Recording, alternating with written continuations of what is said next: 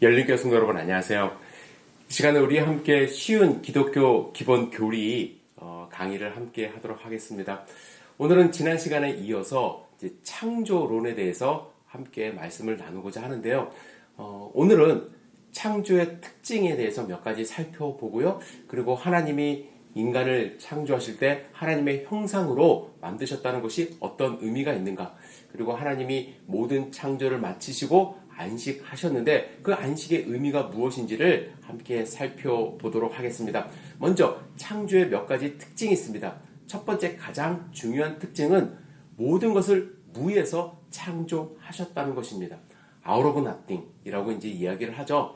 어느 물질이 있는 것을 하나님이 그것을 개발하시고 이제 발전시키신 것을 창조라고 하지 않습니다. 만약에 무엇인가로부터 변형을 시키거나 발전을 시켰다면 그것은 제조라고 할 수가 있고 또 발견이라고 할 수 있습니다. 창조라고 할 때는 아무것도 없는 상황에서 만들어낸 out of nothing, 무에서 창조를 하신 것입니다. 히브리서 11장 3절에 이렇게 말씀하십니다. 믿음으로 모든 세계가 하나님의 말씀으로 지어진 줄을 우리가 아나니 보이는 것은 나타낸 것으로 말미암아 된 것이 아니니라. 나타낸 것으로 말미암은 것이 아니라 하나님이 아무것도 없는 상황 속에서 말씀으로 모든 것이 있게 하셨다는 것을 여러분들이 아셔야만 합니다. 그것이 창조가 갖는 첫 번째 특징입니다. 창조는 진화가 아닙니다. 하나님이 처음부터 만드신 것입니다. 여러분들 한번 상상해 보세요. 아무것도 없는 상황에서 무엇인가 나타나는 것, 그것이야말로 전능하신 하나님만 할 수 있는 것입니다. 진화론자들이 그것을 증명하지 못하는 거죠. 무언가로부터 진화가 됐다고 한다면 가장 애당초에 있는 무언가 물질이 있어야 되고 상황이 있어야 되는데 그럼 그 상황은 누군가가 만들어내야 하는 것 아닙니까? 그것을 증명하지 못하기 때문에 진화론도 저는 과학적이지 않다고 생각을 합니다. 두 번째, 창조의 특징이 있습니다. 창조는 적절한 순서대로 되었다는 것입니다. 하나님이 처음에 빛이 있으라 하시며 빛과 어둠을 나누시고요. 그리고 첫 번째, 두 번째, 세 번째 이제 순서를 보시면은 우주를 조직하시고 나누시는 일부터 했습니다. 그래서 첫째 날부터 셋째 날까지 보면 나누시니라. 묻과 바다를 이제 나누셨다. 궁창을 나누셨다. 그래서 다 모든 것을 이제 나누시고 그 다음에 나흘째 되는 날부터 이제 그 안에다가 채워넣기 시작하는 것입니다. 제가 이렇게 질문을 많이 하죠. 태양이 언제 창조되었죠? 그러면 많은 분들이 첫째 날이요 말씀을 하시는데 태양은 넷째 날 창조가 되었습니다. 빛과 어둠을, 우주를 먼저 나누신 다음에 이제 태양을 만드신 것이라고 할 수가 있는 것이죠. 그리고 나서 모든 창조가 있은 다음에 인간을 창조를 했습니다. 만약에 인간이 하루라도 더 먼저 창조가 되었다면 생존할 수가 없습니다. 하나님은 우리 인간을 마지막에 창조하신 이유는 우리에게 좋은 것을 주시기 위하여 순서대로 다 나누시고 채우시고 그리고 우리를 창조하신 것입니다. 그리고 창조의 특징은 무엇이냐면 하나님 보시기에 좋았더라 말씀을 합니다. 모든 하루하루 창조를 하신 후에 하나님 보시기에 좋았더라고 말씀을 합니다. 세상의 모든 피조물 가운데는 악한 것이 원래는 없습니다. 죄가 우리 가운데 들어옴으로써 서로 이제 뺏고 빼앗고 또 자연을 파괴하고 하면서 우리 보기에 좋지 않게 된 것이지 하나님이 원래 창조하실 때는 보기에 좋은 상태로 창조를 하셨습니다. 어떤 초등학생 친구가 저에게 이메일을 통해서 질문한 적이 있습니다. 여름에 이제 모기한테 많이 물린 상황이었던 것 같아요. 목사님, 왜 하나님은 모기를 창조하셨나요? 이 모기만 없으면 여름에 좀 살 것 같은데 하는 이메일을 주었습니다.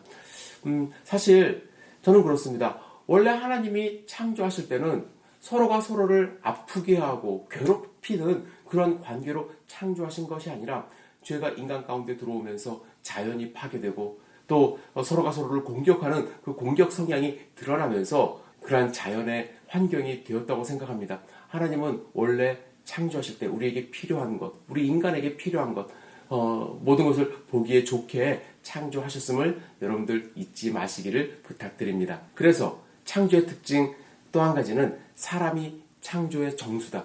정수라는 것은 무엇입니까? 이제 최고봉이라고 이제 말씀을 드릴 수가 있는데 하나님은 우리 인간을 만들고 인간을 통해서 영광 받으시기 위하여 모든 것을 준비하신 후에 인간을 창조를 하신 것입니다.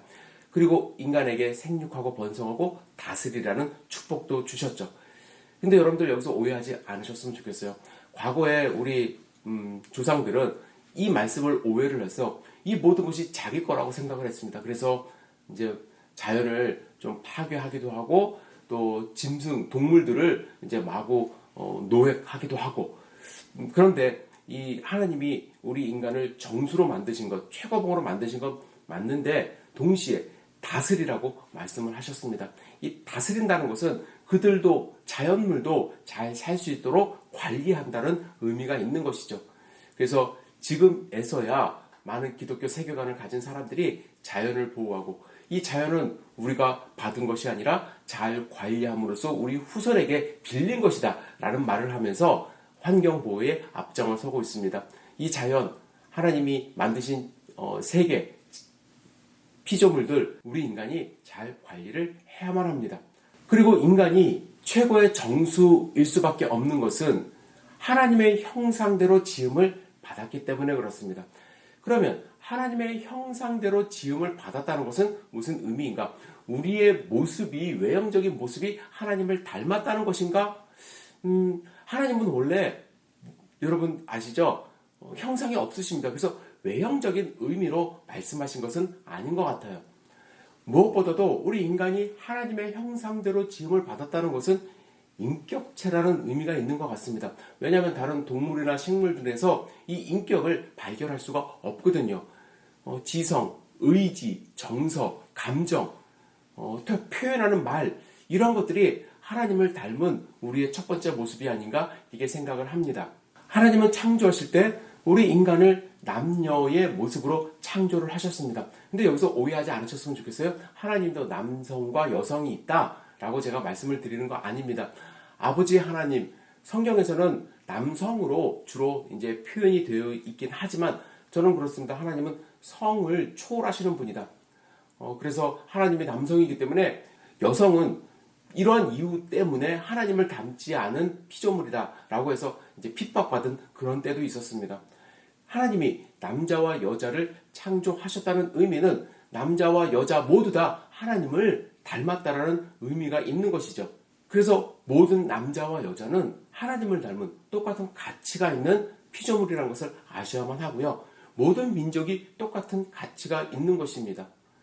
자기의 지식이 조금 더 있다고 해서 우월하다 이게 아니라 모든 사람은 하나님의 형상을 닮았기 때문에 가치가 있고 존중받아야 마땅한 그러한 존재들입니다. 하나님의 형상으로 창조되었다는 것은 하나님은 선과 악을 구분하시는 분입니다. 도덕적인 의식이 있다는 거예요. 좋은 것 나쁜 것 아시는 분입니다. 인간은 좋은 것과 나쁜 것을 구분할 수 있는 그런 인격체로 하나님이 만드셨다는 의미가 있는 것이죠. 그리고 마지막으로 저는 이것이 가장 중요한데 하나님의 형상으로 지음 받았기 때문에 우리는 하나님과의 관계를 맺을 수 있는 능력을 가지고 창조가 된 것입니다.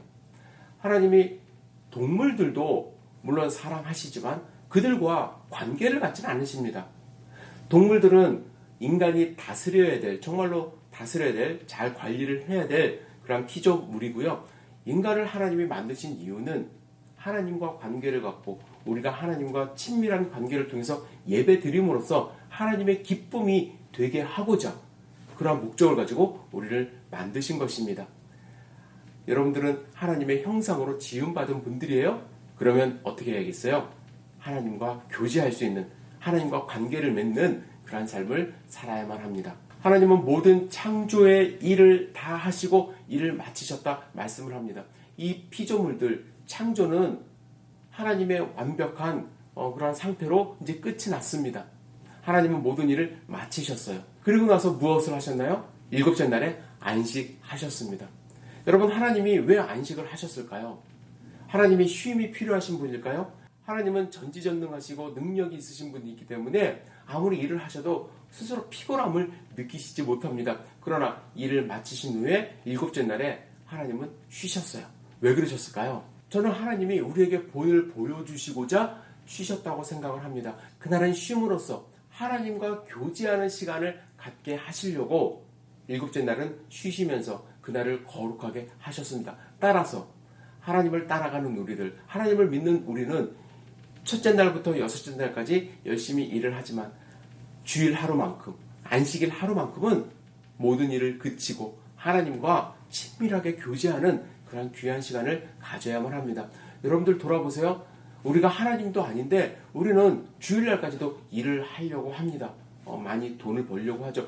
그렇게 하나님이 하지 말라고 하는 일을 자꾸 침범하니까 세상 가운데 범죄도 많이 일어나고요. 또 사람들이 제대로 쉬지 못하고 안식을 하지 못하고 하나님으로부터 받는 충만함을 얻지 못하니까 저는 질병도 생기고 또 정서적으로 불안한 그런 모습이 있다고 생각을 합니다. 안식할 때는 충분히 안식을 누릴 수 있어야만 합니다. 걱정, 근심까지도 다 내려놓고 하나님과 교제할 때 하나님이 우리가 쉬는 그 시간 더 충전해 주셔서 더 많은 일들, 좋은 일들을 할 수 있으리라 저는 생각을 합니다. 여러분, 창조론 지금까지 우리가 함께 말씀을 나누었는데요. 어떤 생각이 드시나요? 여전히 마음 가운데 갈등이 있으신가요? 여러분들 그 갈등 다 내려놓으시고 하나님이 우리를 창조하셨다는 그 믿음, 창조 신앙을 갖기를 주님의 이름으로 축복합니다. 창조의 눈으로 세상을 바라보고 창조의 눈으로 내 자신을 바라볼 때 우리 마음 가운데 더 큰 기쁨이 생기고 하나님께 감사하는 마음이 생길 수 있다고 저는 확신합니다. 오늘 주변의 자연 환경을 보시며 가족들을 보시며 내 자신을 보시며 창조의 눈으로 세상을 바라보시기를 주님의 이름으로 축복합니다. 여러분들 감사합니다.